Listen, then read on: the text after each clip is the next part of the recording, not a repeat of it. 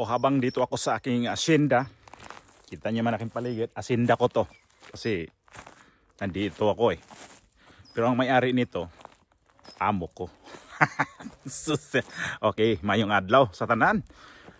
Kumusta man ang lahat? Kumusta ang mga aking mga naglalab sa akin, mga lovers ko dyan, at kumusta na rin ang aking haters. Mayroong haters na naman dyan, pero manigas ka dyan. Wala akong fucky sa'yo.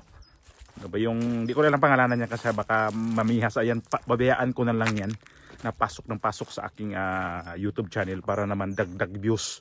Kasi sabi niya, parang ano niya pakasabi na views lang daw habol ko dito. Paano views ang habol ko dito? Hoy, para sa iyong kaalaman, no? Bisaya siya eh. Para sa imong kasayuran, dong ka ba, manong ka ba, o sa imong pila imong edad? Hindi ko nakabulog views, no? Wagi ko makabulog views. Kita mo naman ang akong kwan niya, akong mga upload, nag-views ba ko? Sus, wa ako'y pakialam sa views. Ang akong pakialam ani, magkomentaryo ko, magkuan ko aning gobyerno sa Pilipinas nga imong kampi ka ana. Sabi mo, lasing daw ako. Hubog daw ko ba? Hubog. Suway ko nung magtrabaho diri maghubog-hubog. Di ba ko pauli ng Pilipinas? Ajog jama dihag istorya kay wa kay ebidensya. Kasuhan ta karon diha sa lupon taga barangay. Ay nako naman to mga baser di ginawa no.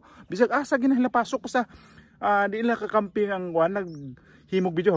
Hubog daw ko kan ang views lang daw habol ko dito sa YouTube. Sus, kung views lang akong habol dito sa YouTube, maggawa na lang ko kanang mga content mga kwan. Mag-vlog na lang ko kanang mga fake news para mag-views. Pero di kita gawa na eh. Wagid ko ana na uban na bitaw ba na nga mo share na lang bisan og mga fake news mo gawa mo himo rayon og kining mga content ba nga para tan-awon ganang ilang kuan. Ako di ko ana ultimo clickbait, di ko himo clickbait kay di na maajo. Hindi maganda yan sa gumagawa nga ang mga video. Ako hindi ko vlogger ha, di ko vlogger. Pinaliwanag ko na to. Hindi ko vlogger in town. Naghimura ko og reaction. Ay nako naman to mga tao diha. Sige pasagdi na lang na ha. Kamong naa dinhi nga love ko ninyo o lovers mo nako.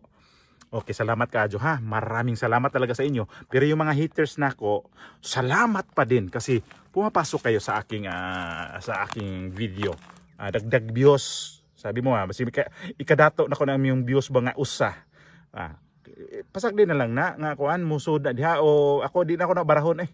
Basta importante na ako i-views. Nako naman na problema yung taon ng tawanan niyo eh.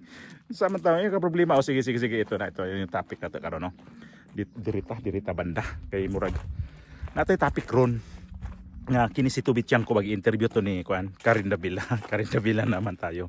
I-interview ni Karin Davila. So naasya kuan dito, naasya mga di po na yung pasabog kay kuan man na lang tay information nga makuha ni ja. No, may mga information tayong makukuha dito kay Tubityan ko kung ano ba talaga ang nangyari sa budget noong 2025 at nangyari ito sa kay Martin Romualdez at ito kay Chis Escudero at mayroon siyang sinabi dito. Ipasok natin ang video. Pasok. Name me one big flagship project na napagawa. Bakit? Wala siya mapagawang flagship project kasi kinukuha ng Congress yung budget ng presidente para sa malalaking proyekto. That is terrible.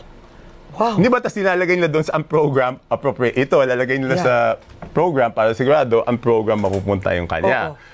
So it's the president technically who's suffering from this. Yes. Kaya nga alam ko yung pinanggagalingan, 'di ba? Kahit hindi directly, alam ko kami yung ano. Oo, yung mahiya naman kayo yon.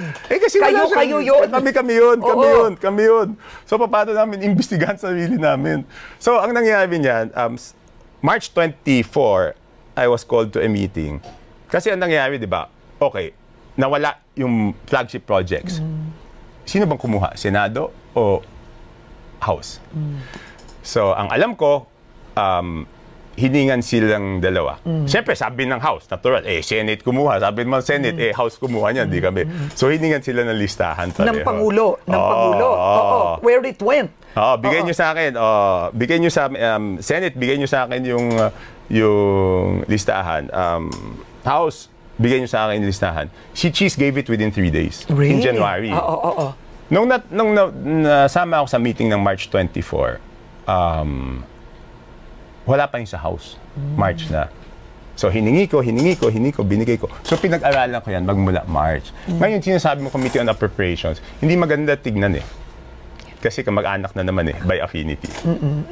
So, I think for the audience, some of our viewers may not be aware. So, hindi maganda tingnan. So, Representative Toby Tiangco's wife, Michelle, is the first cousin, right? Yes, yes. Is the first, she's a Romualdez, she's the first cousin of House Speaker Martin Romualdez, right? Yes. So, technically, NBBM. So they're all first cousins. Yes, so that's one.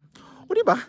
Meron siya mga sinasabi doon na ang budget talaga ay binukulan itong si Bongbong Marcos. Ito si Bongbong Marcos naman kasi hindi naman niya pinapansin yung pagbubukol sa kanyang pinsan.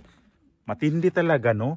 Kahit alam na ni Bongbong Marcos na binubukulan na pala dito sa kanyang pinsan, hindi pa rin niya tinanggal yan diyan. Uy Marcos, magising ka na, huy. Tapos ayusin mo itong natitira mong 3 taon, tapos ganyan ka pa rin. Paano mo maayos yan kung nandyan pa yung speaker na yun? Diba nasabi ko na yan eh. Nasabi ko na yan. Na kapag nandyan si Martin Romualdez, hindi mo maayos ang problema mo dyan sa pagka-presidente mo. Tama yung sinabi dati ni BP Sara na ang budget sa House of Representatives hawak lang 2 tao. Saldico at saka si Martin Romualdez. Aga sa panibagong video na inilabas ngayong araw, sinabi ni Vice President Sara Duterte na 2 tao lang umano ang may hawak at nasusunod sa budget ng Pilipinas. Yan umano ay sina House Speaker Martin Romualdez at House Committee on Appropriations Chairperson Elizalde Co. Inilimbawan ni VP Sara ang naging budget ng Department of Education noong 2023 kung saan 5 billion pesos ang kanilang proposal para sa classroom construction na inaprubahan ng Office of the President. Nagulat siya dahil mailang kongresista na nanghingi umano ng parte sa naturang pondo. Anya, hindi ito nararapat dahil nakaan ang nasabing pondo para sa pagpapagawa ng mga silid-aralan. Nang tumanggi umano siyang bigyan ng mga kongresista, itinaas umano sa 15 billion pesos ang pondo para sa classroom construction batay sa lumabas sa General Appropriations Act o yung aprobadong budget para sa 2023. Ang idinagdag na 10 bilyong piso ay hindi umano napunta sa DepEd, kundi kontrolado umano ni na Congressman Co at Speaker Romualdez. Pakinggan po natin ang pahayag ni Vice President Sara Duterte. Nagulat ako, may humingi. Magkano ba ang amin dyan? So sinabi ko, hindi pwede ito.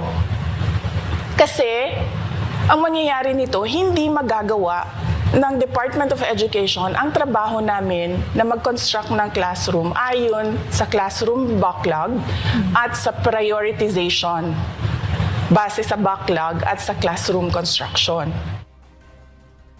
Yung 10 billion na yon hindi kontrolado ng Department of Education.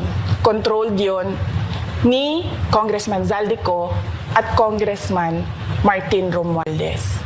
Hindi ko na kailangan ng corroborative witness dito dahil makikita niyo yon sa papel. Makikita ng taong bayan yon sa papel.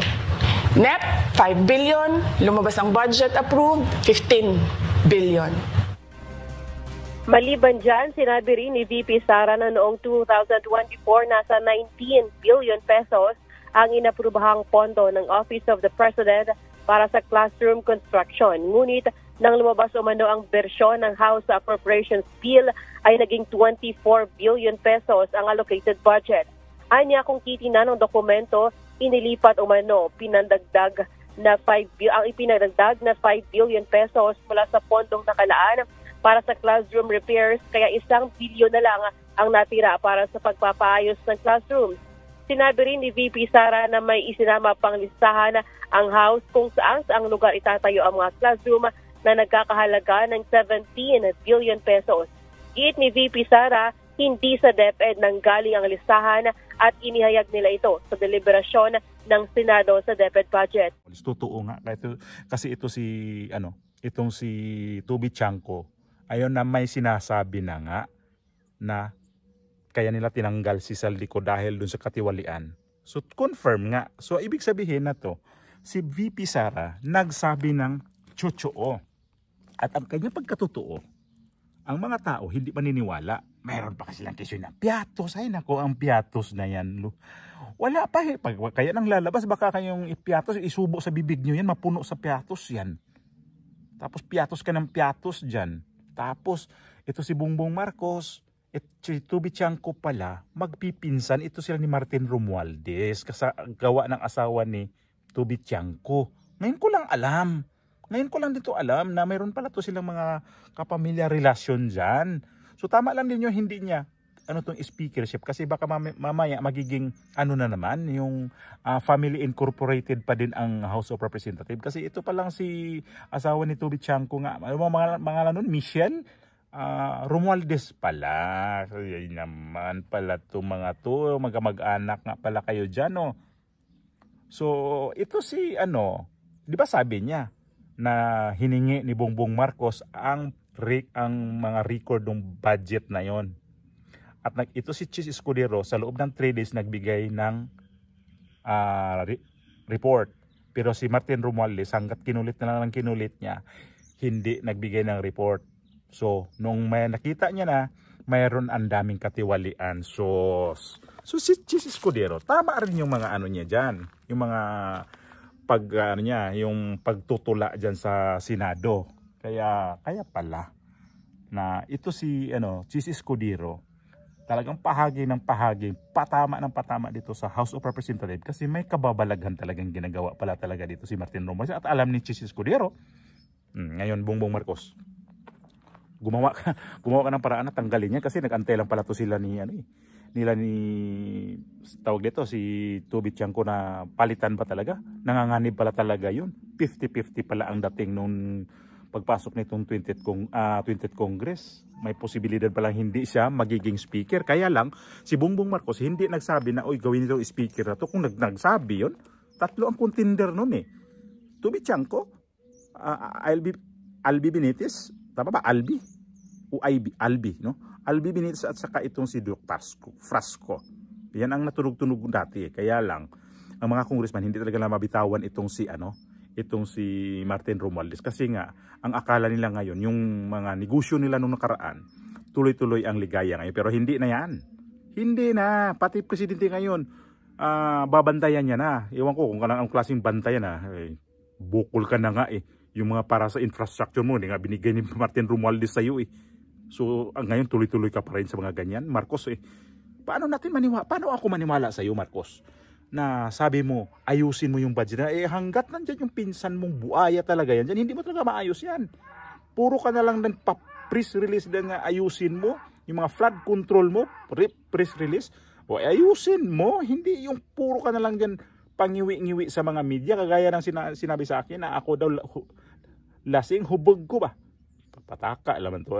Kaning yung presidente, unsa may yung masulti anabe? Anong masasabi nyo sa presidente na to ngayon? Bukol na inabot ni Martin Romualdez pero walay pa rin ang salita.